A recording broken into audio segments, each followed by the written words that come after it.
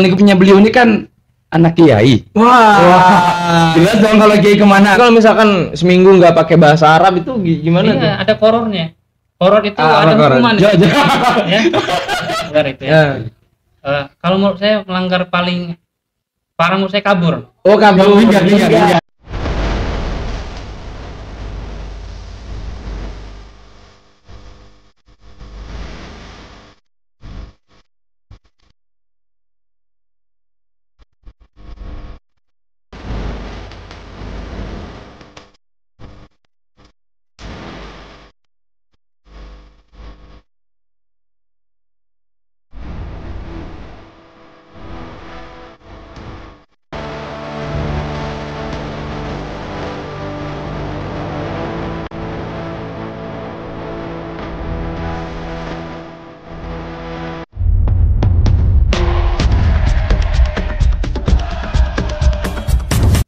Oke, assalamualaikum warahmatullahi wabarakatuh. Kali ini bareng lagi sama Hijrah dan Ibnu Hambali dalam program yang teman-teman tunggu, apalagi kalau bukan Gusur. apa tuh? Godaan suara. Anjay, selebe. Kasih tepuk tangan. Tepuk tangan bro. Jadi buat teman-teman yang belum tahu Gusur itu apa, jadi silakan langsung tonton di channel YouTube kita IHA Kreatif dan langsung di-subscribe juga, di-like dan di-share sebanyak-banyaknya kepada teman-teman kalian biar tahu aktivitas dan keseruan kita yang ada di sini.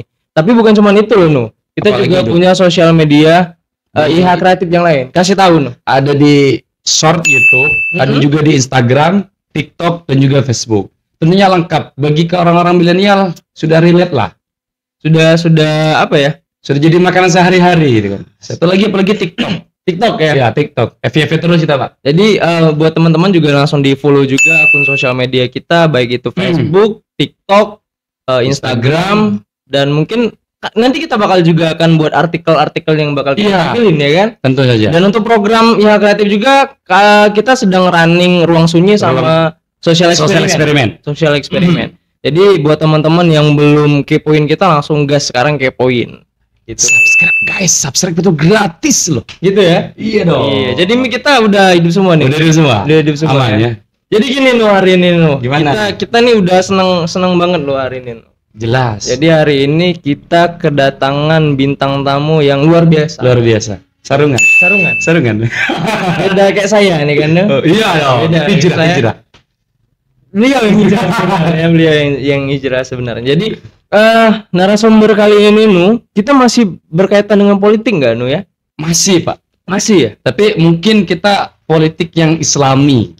Oh, ada ya politik Islam. Ada, karena ruang lingkupnya beliau ini kan anak kiai. Wah. Jelas dong kalau kiai kemana arahnya nih? Tentunya pesantren. Tapi mungkin teman-teman juga udah familiar sih sama orang yang satu ini. Iya. Kayaknya kan. Siapa sih nggak kenal? Sampean kenal lu? Kenal dong. Iya. Kelas sendiri satu kelas. Satu angkatan juga. Di pondok pesantren? Di Al-Amin. Di Alami. Madura. Boleh Nu dikenalin dulu lah Nu kalau gitu Nu. Oke, ini kawan-kawan bagi yang belum tahu, beliau ini adalah anak dari almarhum Kiai Haji Mansuri Adam, pimpinan Pondok Pesantren Al-Azhar di Kota Lubuk-Linggau. Ya, kebetulan beliau adalah kawan saya, namanya adalah Gus Fatihul Haq. Panggil aja Fatih. Oh, Fatih. Fatih ya? Boleh agak majuan Gus. Panggil aja Fatih. Kenapa tuh Pak? Sorry. Bisa melintir dong. Iya. Kenapa nih? Ini menarik nih kan. Banyak juga sih teman-teman aku yang bisa dikategorikan sebagai Gus. apa ya, Gus lah, dipanggil Gus dari Iya. kecil segala macam kan. Terus juga dia punya akademisi yang luar biasa. Hmm? Dia ngerasa belum pantas dipanggil Gus. Nah, dari Fatih sendiri nih kan, apa nih alasan nggak mau dipanggil Gus? Itu dulu tuh. Alasannya pribadi sih, karena alasan moral ya. Oh, moral. Alasan moral karena secara kompetensi, secara individu, secara keilmuan kayaknya masih belum layak lah untuk disebut sebagai Gus itu. Apalagi namanya Gus itu di masyarakat kan sebagai orang yang terpandang, orang yang dihormati. Ya kalau dipikir belum pantas untuk dipanggil sebagai Gus itu. Tapi memang orang-orang seperti ini yang merendah untuk merokok. Iya, ini jadi merendahnya beliau itu sebenarnya untuk meninggi sebenarnya. Iya. Jangan terlalu kaku, Fatih. Nyantai. Belum kena titiknya saja. Belum. Nanti nanti lah ngobrol sama Rehan lah. Nanti ngobrol sama Rehan. Kita bisa ya kasih ruang khusus ke dengan. Iya. Tapi ini disclaimer nih, Fatih. Terkait almarhum, cerita almarhum kemarin kan. Aku itu termasuk orang yang belum pernah ketemu dengan almarhum. Tapi boleh ditanyain dengan teman-teman yang ada di sini ketika dengar berita beliau, apa ya? Bukan sok akrab segala macam lah dengan beliau, tapi memang wah itu luar biasa tuh. Jasa beliau ya. Jasa beliau yang sampai hari ini tuh aku cuma dengar cerita dari orang loh. Iya. Dengar cerita dari orang sampai kayak beritanya kesebar segala macam kan kayak itu kan. Jadi ya suatu berduka khususnya untuk di Kota Lubuk Linggau lah, dan tentunya memang benar-benar ramai waktu itu. Ramai ya. Full ya. Full. Dan ya gimana sekarang sudah ada Fatih yang akan meneruskan semoga gitu. Kalau arti bahasanya Fatih itu apa sebenarnya, Pak? Fatih itu apa tuh? Fatih itu artinya Fatah yaftahu artinya. Artinya membuka. Oh, membuka. Atau membuka. Fatah yaftahu. Buka atau membuka. Nama lengkap siapa, Fatih? Nama lengkap Raja Fatihul Haq. Raja Fatihul Haq. Rajanya itu bukan raja atau raja kerajaan itu bukan yang ini kan? Apa tuh? Yang ini. Oh, lo punya uang, lo punya kuasa. Oh, enggak. Lo raja berarti. Oh, raja penguasa. Maksudnya guys. Raja itu roja, harapan, pengharapan.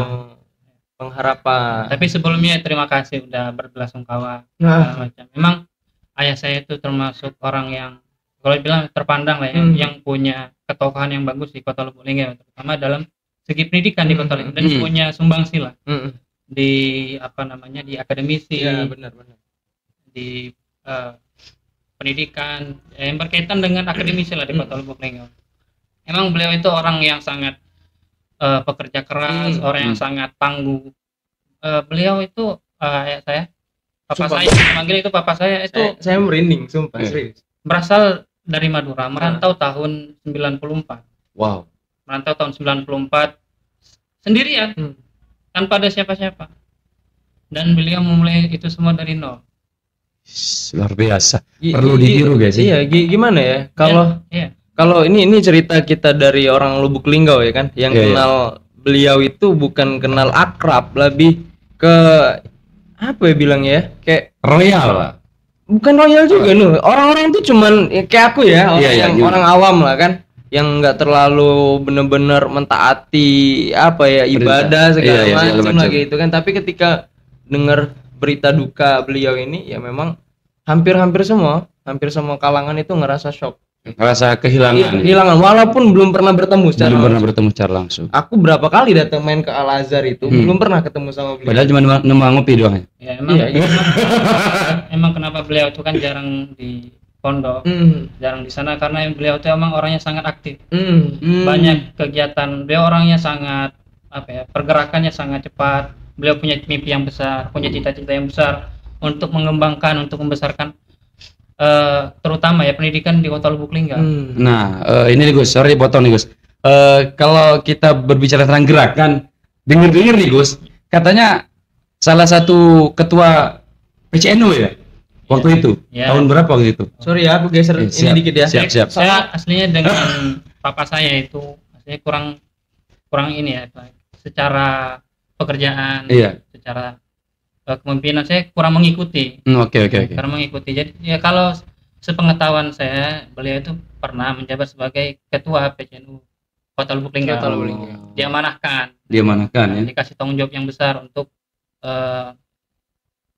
mengurus, untuk mengayomi kelembagaan Nahdlatul Ulama di Kota Lubuk Linggau khususnya ya. Apalagi waktu itu Nahdlatul Ulama di Kota Lubuk Linggau itu terkesan lesu, tidak bergairah lah waktu itu. Kurang bersemangat. Papa saya sendiri bilang ketika ini mulai terjun, maksudnya diberikan tanggung jawab untuk menjadi ketua PCNU Kota Lubuk Linggau pada periode tersebut, memang banyak dobrakan baru, banyak ide kreatif baru, banyak inovasi baru lah. Dia bisa menyegarkan tadi NU yang di Kota Lubuk Linggau ini yang sudah kesannya mati suri. Oh iya. Karena kegiatan-kegiatan seperti Yasinan. bukan yasinan, Oh. kegiatan keagamaannya seperti perkumpulan ibunya, GP Ansor dan segala macam itu Oh iya. kurang hidup lah. Kemudian dihidupkan lagi, lebih digiatkan lagi. Nah, kalau papa kan kita mengingat papa ya, karena saya juga termasuk junior beliau dan juga termasuk di salah satu orang yang dibantu oleh beliau gitu kan. Kalau papa kan berorganisasi di NU ya. Ya.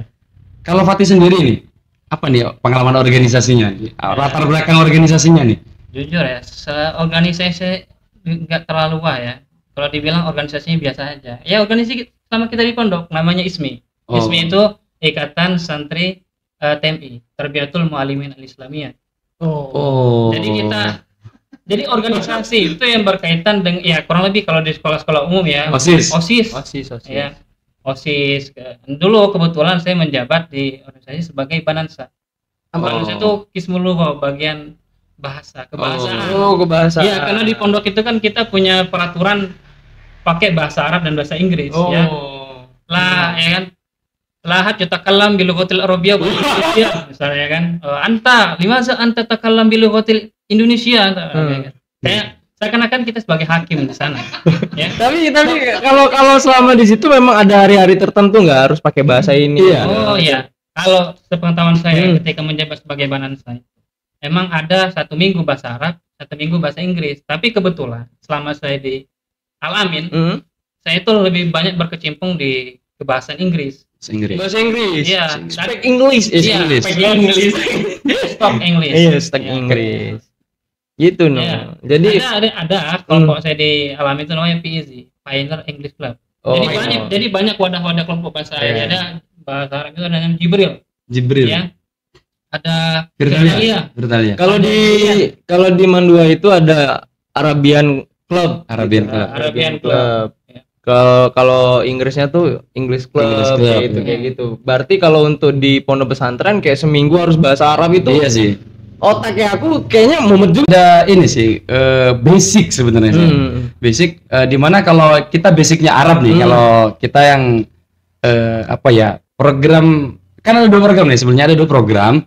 Itu ada yang lulusan SD dan juga ada yang lulusan SMP atau MTS. Nah, kalau yang lulusan SD ini dia ke reguler. Namanya disebut reguler. Kalau yang lulusan SMA, bukan lulusan SMP itu disebut sebagai intensif. Nah, yang anak reguler ini biasanya lebih ke bahasa Arab.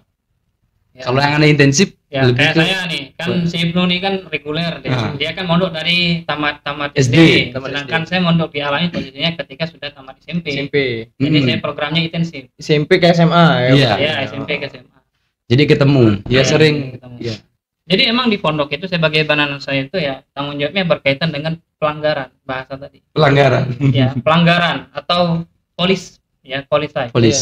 Jadi kalau misalkan seminggu nggak pakai bahasa Arab itu gimana tuh? Ada korornya. Koror itu ada hukuman. Ya. Ada hukumannya, ada hukuman baca. Ada punishment. Iya, punishment. Ada hukuman. Ya. Misalnya diketahuan pakai bahasa Madura atau bahasa daerah, bahasa Indonesia, itu ada hukumannya. Jangankan tidak berbahasa ya, dia tidak bawa kamus bahasa Inggris saja atau bawa kamus bahasa Arab, itu kan hukuman juga. Ada hukumannya. Ya, emang kami itu disiplin. Jadi kalau nggak bawa kamus biasanya saya skor jam. Ke dapur pun harus bawa kamus. Harus, ya. Kullu yaumin kullu waqtin. Every time, ya, anywhere. Every time and anywhere. Kita ngopi dulu deh, ngopi. Biar ngerokok ini. Boleh nggak ngerokok? Kalau di pesantren nggak boleh kalau jadi santri. Ya, kalau kami kan pondoknya modern. Memang dulu ada sempat ketika zaman 70-an. Ya, zaman 70 sampai 2010-an itu emang ada peraturannya tapi karena kita untuk menjaga lah istilahnya untuk kesehatan juga mungkin pondok melihat dari sisi itu ya. Iya. Jadi semuanya total tidak boleh merokok. Jadi sekarang nggak ngerokok? Merokok. Oh, merokok. Ya, boleh kalau papa saya pribadi ya dulu tidak membolehkan atau melarang. Jadi dibilang kalau kamu mau merokok ya kamu harus punya kerjaan sendiri, punya duit sendiri lah. Oh, berarti memang sudah ekonomi kita udah stabil, bisa nyari uang sendiri. Iya. Ya kebetulan saya kan sudah punya ini istilahnya punya kegiatan, punya gawean lah ya. Iya. Jadi ada lah masuk uang itu ya. Nah, ini menarik nih. Siap. Gimana? Ini kan dari anak kiai nih. Bener. Anak kiai. kenakalan apa yang udah dilakuin sama anak kiai yang menurut Fatih itu, ini nakal nih, nakal. Nakalnya Iya. tuh gimana sih, relatifnya gimana? Iya. Nakalnya anak kiai ini. Dulu gimana ya waktu di pondok kita ya, tahu sendiri di pondok kan banyak tempat melanggar itu ya. Kalau menurut saya melanggar paling parah menurut saya kabur. Oh, kabur minggat. Ya, minggat dari pondok. Dulu ya saya itu suka minggat karena suntuk di pondok itu, membosankan lah.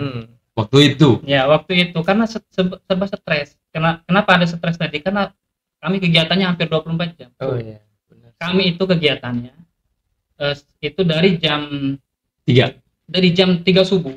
Dari jam 3 subuh sampai jam 9 malam. Nanti bangunnya di jam setengah 2. Jam 3 tetap lah. Ya tetap. Karena jam 3 ketemu jam 7. Ya. Jadi memang memang berpadat. ya. Padat. Ya, kita juga kalau yang madrasah, aku kan madrasah nih kan. Iya. Kita yang sekolah biasa aja, sekolah negeri yang biasa memang dari pemerintah juga, dari jam 7 pagi sampai jam 2 jam 3 sore Iya. pun itu pun udah stres kan. Benar. Iya, apalagi yang kayak di pesantren selalu Iya. ada schedule belajar Benar, gitu. Ini ya sih benar-benar burn out gitu ya. Iya. Benar-benar kayak bakaran gitu. Iya. Nah, ini deh. Karena kita kan masih bercimpung kepada pesantren juga. Iya. Dengar-dengar kamu juga sempat main politik di pesantren. Wah, politik gimana? Politik apa yang main di pesantren itu? Ini trivia ya. Saya dulu suka membahas politik. Karena seperti ini, lingkungan saya juga itu dari keluarga dari bapak juga kan suka bertemu dengan orang yang berpolitik lah, ya.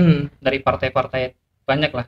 Oh, banyak yang ini. Rohmi. Oh. Jadi saya banyak mendapatkan pencerahan, Oh, mendapatkan pembelajaran gitu ya. Jadi ada istilahnya, oh ini kayak passion saya gitu ya. Passion politik. Ya saya punya ketertarikan gitu. Saya punya kayak panggilan gitu terhadap politik. Jadi politik itu nggak bisa terpisahkan lah di saya, karena politik itu bacaan saya dari kecil juga kan, udah diperkenalkan lah. Dulu saya waktu kecil itu dari tahun 2008 saya masih ingat itu, kalau tiap malam aku begadang dengan papa itu, nontonnya TV One, Metro TV. Oh, nonton yang politik Iya. gitu ya. Jadi dari kecil itu emang udah kayak asupan lah ya, istilahnya politik itu. Jadi ketika masuk ke pondok, kebetulan ada teman namanya Umam. Nah. Khairul Umam, ya. Umam. Jadi Umam itu dia pernah membahas sesuatu hal yang menarik ya. Dia bilang itu pesantren itu adalah Indonesia Mini. Karena semua kejadian hal-hal yang remeh dan yang ini ada semuanya miniaturnya di pesantren. Contoh, mau apa? Money politik. Ada di pondok money politik. Wah. Ya, Contoh ya, dulu ada, itu saya masih ingat. Ini oknum ya. Oknum. Tidak Nggak boleh. semua berarti. Ya, enggak semua. Pasti, tapi di semua instansi organisasi Biasanya ada. pasti ada oknum. Ada oknum yang memanfaatkan jabatannya. Ya. Dia sebagai bagian keamanan. Oh, Ya. bagian keamanan. Gimana tuh? Jadi bagian keamanan ini dia biasanya berkaitan dengan perizinan. Ya, perizinan. Jadi kalau misalnya mau izinnya agak lama, segala macam ya, itu ada sogokannya dulu itu. Bukan berbentuk uang juga, misalnya beli nasi dulu, ya, atau beli rokok dulu, atau memang ada kadang yang nyelipin duit 50.000. Jadi biasanya yang cuma diizinin 6 jam ya, bisa diizinin 2 hari, bisa diizinin sehari lebih gitu. Karena udah ada sogokan itu tadi. Iya, sogokan tadi. Jadi itu yang membuka mata saya juga. Oh iya benar juga ya, miniatur ternyata ada hal seperti itu. Dan konflik-konflik kepentingan juga ada di pondok pesantren. Saya masih ingat dulu ketika kita mau Waktu itu mau ini. Pengangkatan ketua ISMI. Iya, pemilihan lah kalau pemilihan umum. Pemilu kalau di Itu sangat pemilu ya. euforia sangat besar. Ya. Kalau presiden itu dibawa pakai helikopter atau pakai apa ya, pakai kereta kuda. Iya, benar. Kami itu memang dibuat se-euforia mungkin, semenarik mungkin. Pesta pemilihan. Pesta demokrasi. Ada yang bawa becak, kadang ada yang nyewa mobil itu bawa pondok itu. Padahal di lingkungan pondok ya, bawa mobil, bawa becak itu ya ini buat menyusung tadi. Calon-calonnya tadi. Nah, kebetulan waktu itu dari pihak saya ini kan jadi kan reguler ya. Kami ini sering bentrok. Ada gap lah. Ada persinggungan gitu ya. Si Ibnu ya, dari pihak si Ibnu kan reguler, dari saya intensif itu ya si intensif merasa lebih tua, lebih dewasa lah kalau saya pemikiran mereka, karena kita ya, itu tamatan SMP ya, keperalihan ke SMA. Nah kan mereka kan tamatan ini tamatan SD yang dari SD lah. yang, SD. yang nggak tahu dunia luar sebelumnya. Maksudnya bukan tidak tahu dunia luar, maksudnya minim pengetahuan dunia luar. gitu. Jadi akses informasinya segala macam, dan juga secara usia emang lebih mudah. Karena kami ya ini sekedar ini aja ya informasi.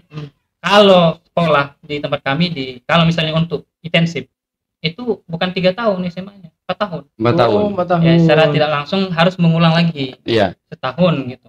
Ada namanya tuh sebelum masuk itu ada namanya kelas UPA, kelas persiapan. Kelas persiapan. Ya, kelas persiapan. Jadi dunia politik itu sebenarnya sudah terbentuk di pondok pesantren. Iya. Politik yang apa ya? Kalau kita ini politik Islami lah. Oh. Politik Islami. Jadi politik yang memang adanya di pesantren gitu. Kayak apa sih itu yang kalau biasanya anak-anak itu melanggar semalam itu yang kayak beli nasi itu apa namanya? Order nasi. Order nasi. Iya. Jadi di pondok itu memang ada oknum teman saya. Dia memanfaatkan peluang. Kalau kami kan setiap Senin dan Kamis itu kan puasa. Puasa sunnah ya. Puasa Daud Senin Kamis. Jadi itu kadang di dapur itu kan kurang enak ya. Jadi mau makanan yang enak lah untuk buka puasa. Iya, puasa. Untuk sahur. Sahur. Untuk sahur. Jadi order lah nasi, kan melanggar itu keluar pondok.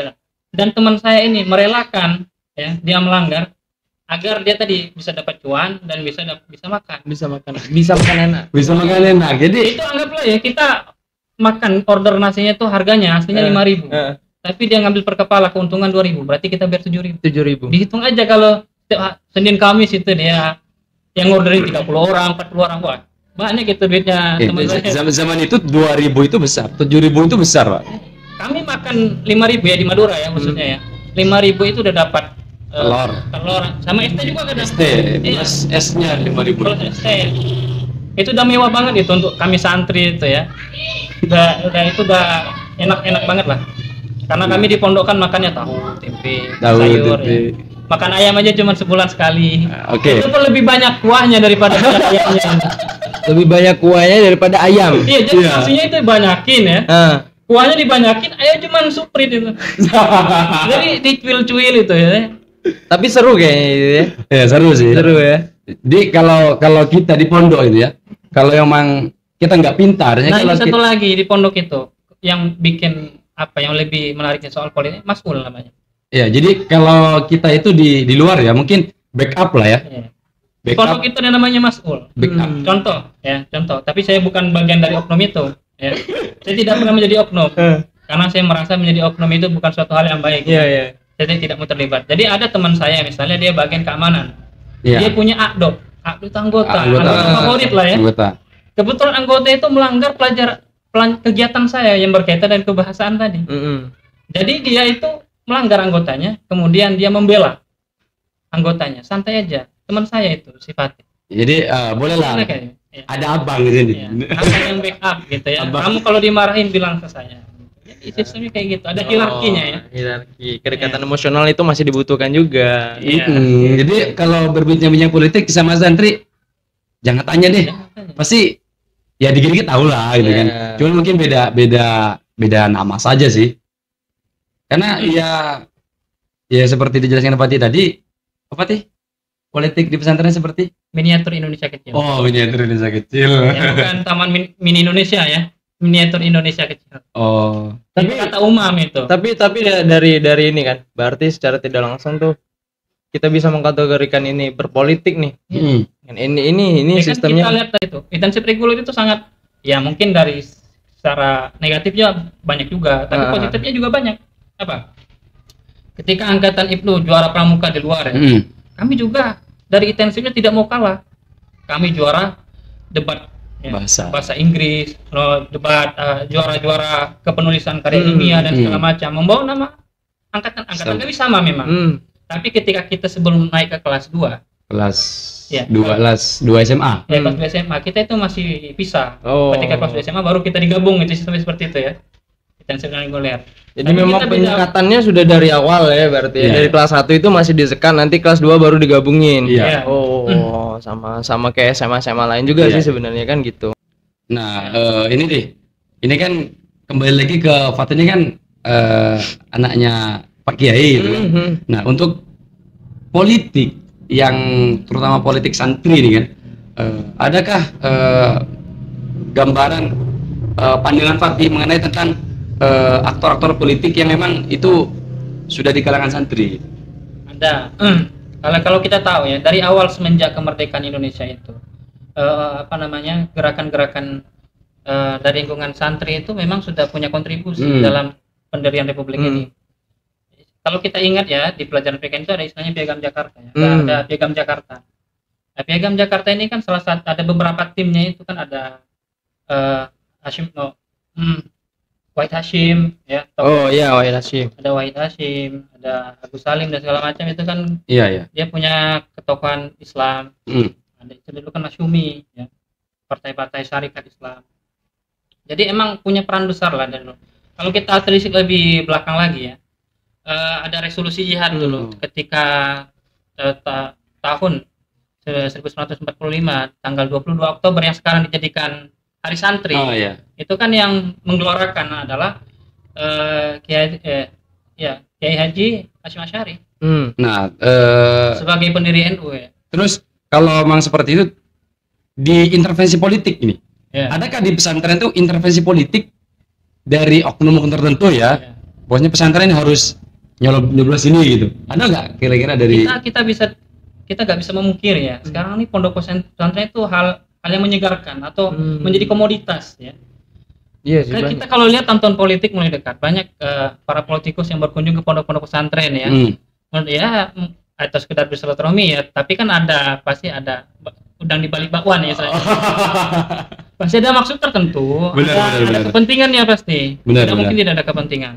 Kalau menurut ini nih Fatih, kalau menurut Fatih sendiri nih, kan ini berpolitiknya masuk ke dalam pesantren, dengan pesantren ini kan udah banyak nih kan, kita nonton di media, di TV segala macam kan masuk gitu ya. Dan itu gimana menurut Fatih sendiri yang memang keluaran dari pondok pesantren, ya kan, dan hari ini juga masih di pondok pesantren, melihat politik identitas sepertinya, yang dia aku lahir dari pesantren loh, kembali lagi ketika ya dalam tanda kutip ya, mungkin ada beberapa orang yang kembali lagi untuk mencari suara di sini. Tapi kan kembali lagi ini masalah identitas nih. Nah, menurut Fatih sendiri gimana? Menurut saya, politik identitas itu sah-sah aja. Ya? Sah-sah aja. Apa ya? Ini ya, dengan tujuan baik, ya. Dengan tujuan baik dan bukan politik yang praktis. Identitas memang dalam itu kita tidak bisa memungkiri identitas itu pasti selalu melekat dengan kita. Kita punya latar belakang yang berbeda, ya, kita punya keyakinan yang berbeda, pasti itu yang dibawa. Ya. Tapi apakah sah atau diperbolehkan menggunakan identitas? Boleh saja. Sah saja. Berarti. Politik itu kan terbuka dan bebas. Al-Amin itu Madura ya? Iya, Madura. Oh, calon wakil presiden. Apalagi kalau kita tahu ya, Al-Amin itu berdiri untuk semua golongan. Jadi kita tidak melihat ya ada yang Muhammadiyah, ada Ahmadiyah yang masuk di pondok itu kan. Tidak mempermasalahkan. Semuanya welcome juga. Welcome. Yang muncul di iklan azan, Pak. Oh ya, muncul di iklan azan. Terima kasih. Ya, itu kan sama kayak apa ya? Itu bisa dikategorikan politik identitas sih sebenarnya. Iya enggak sih? Iya kan? Kayak penampilannya, ternyata pembawaannya gini gitu. Agama. Mungkin caranya kurang bagus. Caranya kurang tepat. Karena apa? Momennya, ya. Memanfaatkan momennya seakan-akan seperti itu. Iya benar. Jadi terkesan praktis. Jadi kan politik praktis. Tapi kalau misalkan nih, menurut Fatih sendiri, ketika ada kita ambil klasifikasinya nih di legislatif dulu ya kan. Nah, ketika ada calon legislatif yang non pesantren, tapi tiba-tiba mereka datang ke pondok pesantren kayak ngasih apa ya? Bantuan segala macam. Itu gimana tuh? Atau ya nggak apa-apa lah namanya juga. Gini, pondok pesantren itu ya, adalah institusi pendidikan. Yang memang tidak seharusnya dan tidak lumrahnya dimasuki oleh politik. Tapi ya kalau menurut pandangan saya pribadi tidak jadi masalah, tapi pondok dan instansi itu, pondok pesantren sebagai pihak yang netral. Pondok itu welcome untuk semuanya masuk. Tapi tidak menyatakan dukungan. Benar. Tidak menyatakan keberpihakan. Tapi kan kalau udah foto bersama tuh biasanya bisa dikategorikan seperti itu. Ini yang foto bukan semua dia doang, banyak yang banyak juga ya. juga. Jadi misalnya ngasih bantuan ya, dari partai A, B, C dan segala macam. Ya foto semua nanti. Bukan foto dengan partai tertentu aja. Semuanya yang memberikan bantuan yang mau silaturahmi bisa foto semuanya. Semua bisa Semua bisa. foto. Bisa Bisa kita, foto. karena pondok itu pada dasarnya harus netral, merangkul semuanya. Kalau kita berpihakan pondok itu ya mungkin kita balik ya. Kalau kita menurut ya kutipan dari Rom di tahun 2004 itu, apa yang mendasari partai-partai politik Islam itu eksis karena ada 4 hal ya. Karena ada secara teologis, ada secara teologis, ada secara sosial, ya, sosiologis, ada secara historis, ada secara reformasi. Nah, tadi yang berkaitan dengan berkaitan dengan apa tadi yang pertama? Kok saya jadi lupa saya. Yang datang ke ini ke pesantren. Oh, iya. Ya kan, legislatif yang datang ke pesantren. Iya, benar. Kan. Itu apa ya, kayak cuman datang tuh, mereka tahu nih mayoritas orang-orang tuh ketika kita sudah mengkategorikan agama, ya kan, ini pandangannya udah beda. Ini ya, kayak tadi kita balik yang tadi 4 tuh, ideologis. Karena kita punya pandangan, kalau kita di pesantren itu kan istilahnya kalau santri dan guru dan kiai itu istilahnya sami'na wa ata'na. Jadi bisa jadi ya ada beberapa pimpinan dan apa ya, yang punya instansi itu mempunyai keberpihakan. Bisa juga dia bilang ya istilahnya kalau kita bilang santri itu sami'na wa ata'na. Harus manut, harus nurut seperti itu. Dan itu masih kebanyakan masih kental di Jawa Timur, ya masih kental ya, itu terutamanya di Jawa Timur, di mana pesantrenan, kultur lingkungan pesantren, budayaan, yang keislamannya itu sangat kental. Tapi gini nih, Pati, oke. Ada yang bilang tuh gini, itu familiar lah didengar sama orang-orang banyak itu kan. Politik itu halal haram hantam. Bukan seluruh orang yang ngelakuin gitu. Oknum. Ada oknum yang gitu. Tapi kan ketika ini kita gambarkan kembali kepada pondok pesantren. Nah, pertanyaannya gimana kalau misalkan tokoh atau orang yang keluar dari pondok pesantren, mereka sudah mengabdi segala macam, terus mereka tiba-tiba ke partai politik, sedangkan politik ini sudah dikategorikan sebagai halal haram hantam. Tidak ada istilah halal dan haram ya kalau dalam berpolitik. Dari zaman Nabi dulu ya. Yang namanya musyawarah. Ya dari zaman Nabi Muhammad itu kan ada namanya musyawarah. Ada yang ketika Nabi Muhammad wafat kan ada pemilihan, kan ada musyawarah siapa akan menjadi khalifah atau jadi pemimpin selanjutnya, kan Abu Bakar. Itu kan dalam proses politik kan. Iya. Rembukan, musyawarah dan segala macam, menentukan, voting, memilih gitu, siapa yang lebih cocok. Jadi kalau menurut saya politik itu, kalau terutama ya kita sebagai orang, kapan lagi kita mewarnai pesta politik ini? Dan juga kita sebagai santri tidak selalu dipandang sebagai orang yang terbelakang, tidak dipandang sebagai orang yang tidak punya informasi, selalu ketinggalan zaman dan segala macam. Padahal pada zaman sekarang ya santri itu punya peranan penting di semua lapisan masyarakat. Bahkan salah satu presiden kita pernah jadi santri. Siapa tuh? Ya Gus Dur. Gus Dur presiden keempat kita, ya Haji Abdurrahman Wahid. Nah, terlepas dari itu, bagaimana nih harapan Fatih ini kan?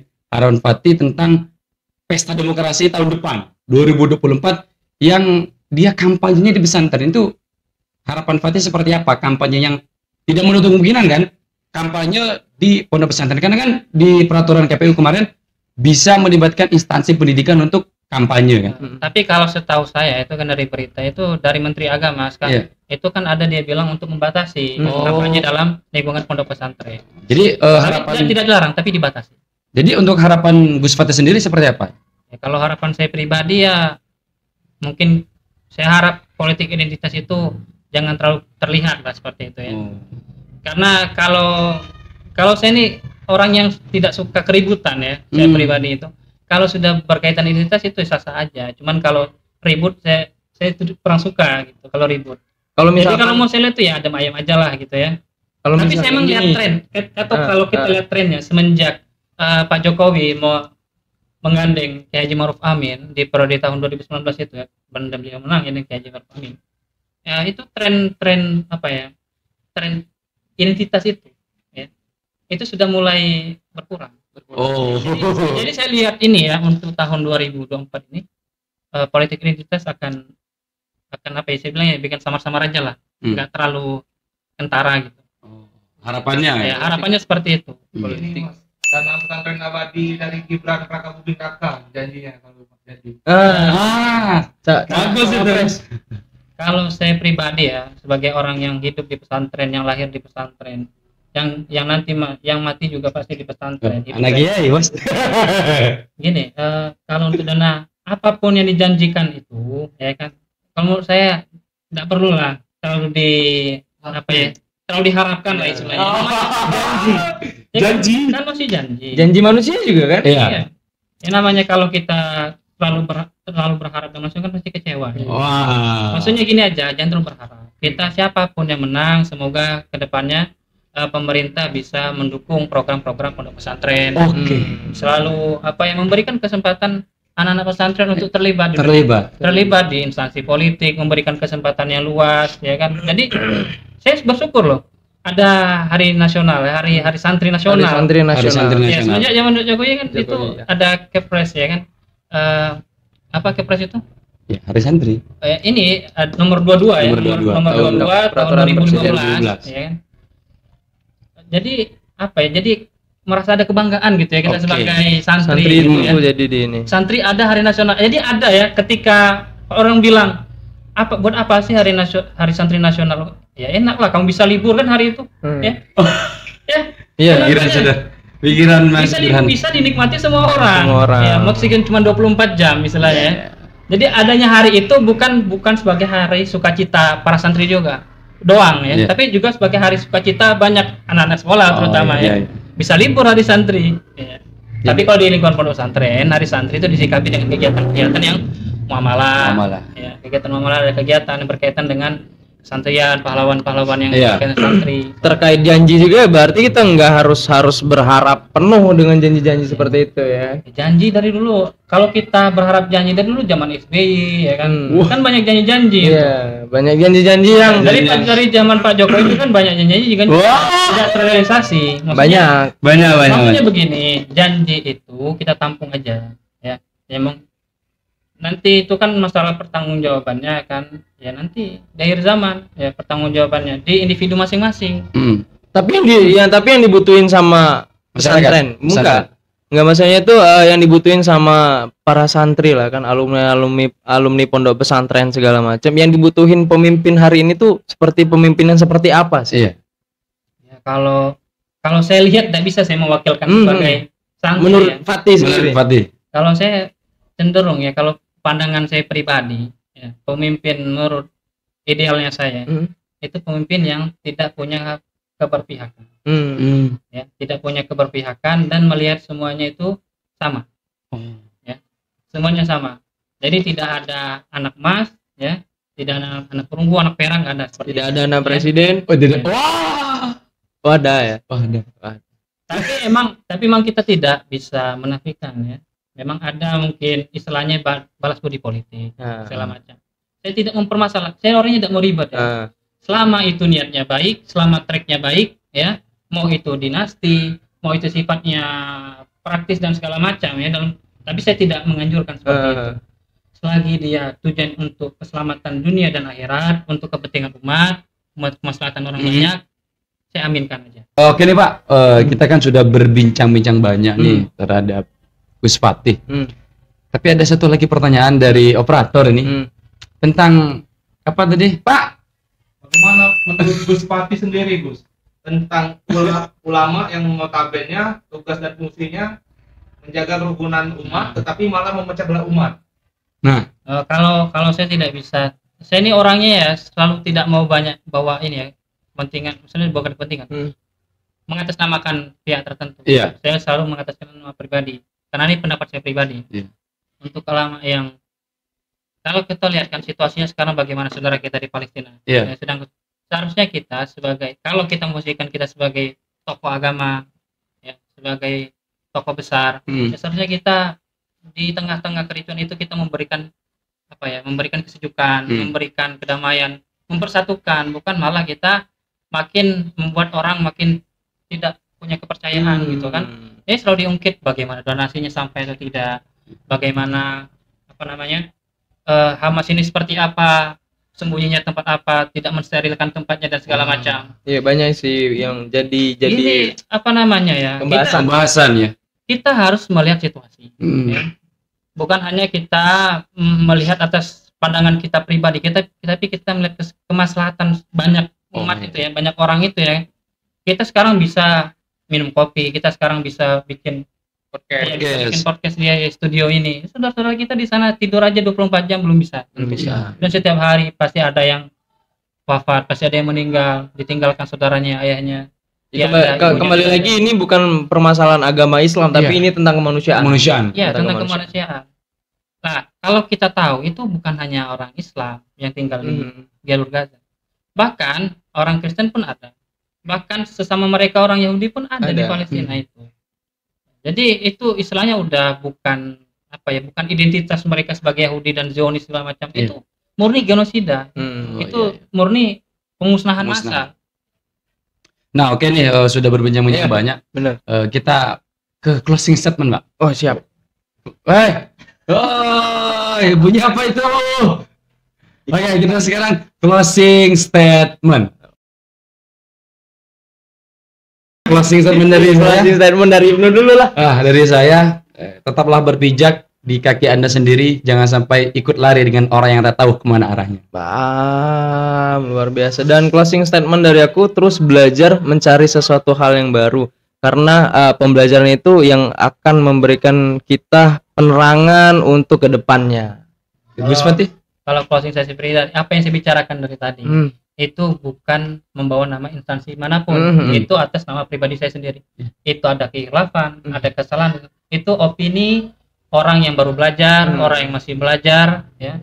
Saya masih banyak kekurangan, itu hanya sekedar obrolan-obrolan anak-anak yang baru bergaul lah istilahnya ya. Sangat jadi kalau dibilang keilmuan kita masih meragukan keilmuan sendiri, masih belum bisa bilang ini saya seperti ini, statement saya tertentu. Ini memang pandangan pribadi saya, tidak ada pandangan orang lain. Ini benar-benar murni apa yang saya pikirkan, apa kegelisahan saya, apa yang ingin saya sampaikan. Itu saja. Nanti kalau misalkan teman-teman dengar suara azan segala macam, ini kita lagi posisi maghrib. Maghrib. Nanti sudah closing, kita langsung sholat maghrib berjamaah.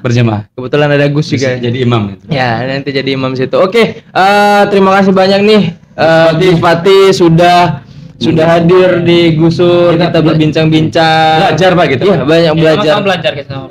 Banyak hal-hal yang baru aku ketahui di pondok pesantren, perpolitikannya gimana segala macam, dan terima kasih banyak. Mudah-mudahan kita juga diundang ke Al Azhar nih. Iya, ya kan, di Al Azhar. Nanti di Al Azhar mungkin ini Gus dibuat suatu forum gitu kan. Forum nanti mini talk show gitu, kita undang siapa, kerjasama dengan presiden mahasiswa juga, kebetulan tim kreatif kita ya kan. Nanti kita buat di situ, bisa didengarkan langsung oleh teman-teman yang lain. Talk show di IHA Kreatif tentunya. Sebelum menutup saya terima kasih atas kesempatannya ya. Siap. Saya diberi kesempatan untuk menyampaikan unek-unek saya. Aslinya orang yang cenderung introvert ya. Yang tidak suka bergumul, tidak suka keramaian. Tapi katanya suka anime. Iya, suka anime. Nanti ngobrol sama nanti kita buat segmen ngobrol anime ya. Ternyata anak kiai suka nonton anime. Bener. Terus tadi juga katanya anime itu banyak tahapan. Bukan anime doang. Banyak. Nanti kita ngobrol lagi. Hip-hop saya juga suka. Nah, hip-hop nanti bakal ngobrol. Kita buatin program aja, Pak. Nanti bisa kita buatin program bersama Mas Rehan. Aslinya bukan anak siapa, bukan. Yang namanya kesukaan kita itu bukan atas dasar latar belakang kita. Iya. Itu atas dasar passion dan keinginan kita. Bener sih. Oke, mungkin itu terima kasih banyak Gus. Terima kasih Gus sudah mampir ke Gudang Suara. Mudah-mudahan datang lagi ke sini. Buatin program ya, Pak Founder ya. Ya, siap, nanti kita buatin program ya. Tim kreatif catat. Jadi bikin apa? Wibu Corner. Aku nggak paham sih itu. Aku tahunya nonton Boruto cuman kita main puasa. Ya udahlah, langsung aja kita closing Ibnu. Kok closing? Iya, bukan closing statement. Udah tadi closing. Oke, terima kasih bagi kawan-kawan yang sudah menonton. Tetap saksikan IHA Kreatif di YouTube kita ya, di program Gusur. Betul. Gudang Suara. Oke, jangan lupa like, comment, subscribe, dan share sebanyak-banyaknya. Assalamualaikum. Waalaikumsalam. Oke, dadah, goodbye.